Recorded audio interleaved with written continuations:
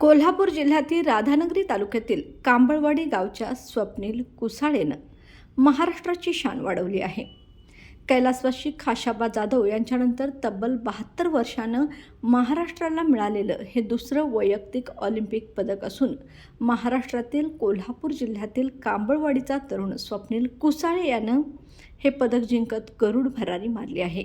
कोल्हापूरचा स्वप्नील कुसाळे कांस्य पदकाचा मानकरी ठरला असून कोल्हापुरात ठिकठिकाणी त्याने भारताला पॅरिस ऑलिम्पिकमध्ये आज तिसरं पदक मिळवून दिल्याबद्दल साखर पेढे वाटून आनंद व्यक्त करण्यात आला आहे. यावेळी गावकऱ्यांचा आनंद देखील गगनात मावेनासा झाला होता. स्वप्नीलसाठी शाळेच्या मित्रांनी जंगी प्लॅनिंग केलं असून हत्तीवरून मिरवणूक काढण्याचा प्लॅन देखील त्याच्या मित्रांनी केला आहे. स्वप्नील हा इयत्ता 7वीत असताना त्याची क्रीडा प्रबोधिनीसाठी निवड झाली होती.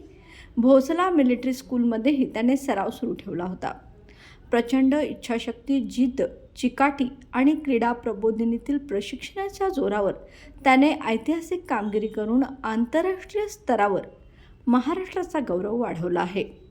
आज त्याने ऐतिहासिक कामगिरी करून आपल्या आईवडिलांसह समस्त कोल्हापूर आणि महाराष्ट्रीय नागरिकांची शान वाढवली आहे. गेल्या 12-13 वर्षाची स्वप्नीलची तपश्चर्या, त्याचं जे कष्ट आहे तो कधीही भुलणार नाही आणि